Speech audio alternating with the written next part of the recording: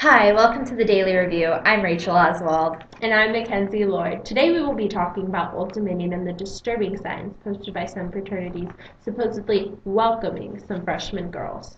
It is common knowledge that fraternities are questionable at best, but when you take a look at how they contribute to rape culture, it most certainly takes a turn for the worse. At Old Dominion University in Norfolk, Virginia, Frat Sigma Nu thought it would be funny to make suggestive posters regarding young women and their mothers. For example, the sign regarding mothers stated the fathers could go ahead and drop off mom too. But that's not the end of it. Another said, "She called you daddy for 18 years. Now it's our turn." Really? Now we will report to the scene of where this atrocity took place. Been sent to Old Dominion University, the location of the banners which have caused so much controversy in the news. Just recently, the college ordered the banners be taken down, much to the relief of the student body and parents of the student body. Excuse me, miss, would you happen to have a moment? Sure. What's going on? Were you or any of your friends around to see those banners? Unfortunately. What a way to be welcomed to campus, am I right? Right. I mean, I'm just not sure how the frat house put them up in the first place. It frightened me so much that I was considering going home. But, I mean, after further consideration, it occurred to me that only frat houses think that this is funny, and everyone else found it totally inappropriate. Do you think that the presence of these signs indicates rape culture as a thing on our campuses? Absolutely. I mean, I just don't see how someone could make something so public and then just call it a joke. I see what you mean. Well, thank you, miss, for your time. It's really appreciated. No worries. Have a nice day. The idea of anyone finding that funny is concerning, to say the least. And yet, Old Dominion isn't the only college who has had to deal with frat boys whose idea of a joke was seriously off. That was insightful. All of the students whom I had the pleasure of meeting told me similar things. The frat boys were amused, acting like it was a stupid joke. Everyone else, not so much. Yikes. Well, yet another telling example of the frat mentality comes from an email written by members of Georgia Tech fraternity, Phi Kappa Tau.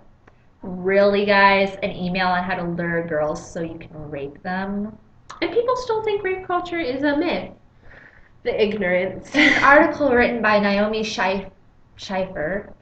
Riley, she stated that colleges have a drinking problem. Although it is true that fraternities and sororities often drink more than other students outside Greek life, insinuating that the problem is intoxication is doing students a disservice by ignoring the issue at hand, which is that we do in fact have a problem with sex crimes on our campuses. Even worse, Sigma Nu was charged with sexual misconduct yet again.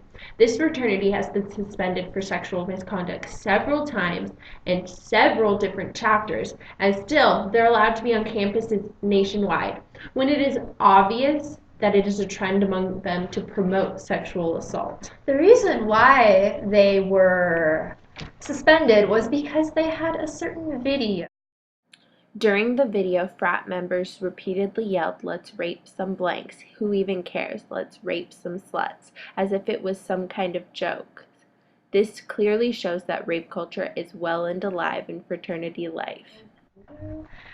And the worst thing that would happen to these young men is expulsion if, and only if, they're found to be in violation of school policy. Have sexual assault on campuses at a high of 27%. That is almost 1 in 4 women being assaulted, and that is just the women who report it. This kind of behavior in Greek life is unacceptable, and while it is discouraged on campuses across America, it continues to be one of the most rampant problems. The most recent study done by the Association of American Universities states that 1 in 4 women, indeed, will experience a sexual assault on campus. The campuses with the highest sexual assault rates have a heavy presence of Greek life.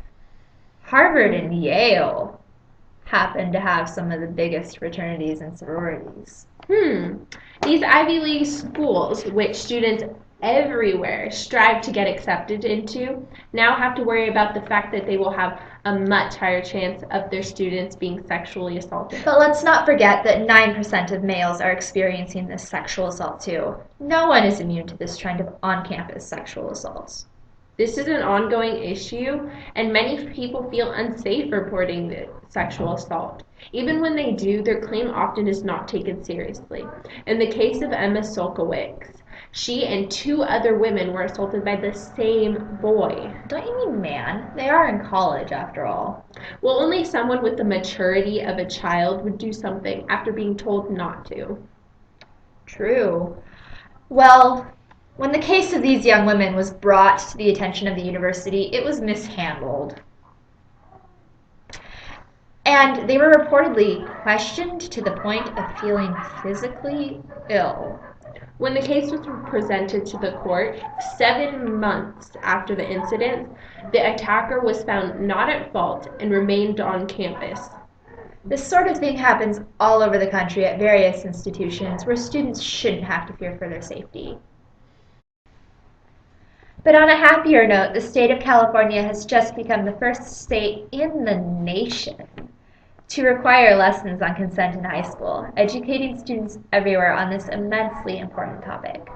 Along with passing the Yes Means Yes law, defining sexual assault for those who can't seem to comprehend it. This is an excellent way to prepare students for their future. Hopefully the rest of the states will follow California's example. And that's the Daily News for Tuesday. Good luck and good day.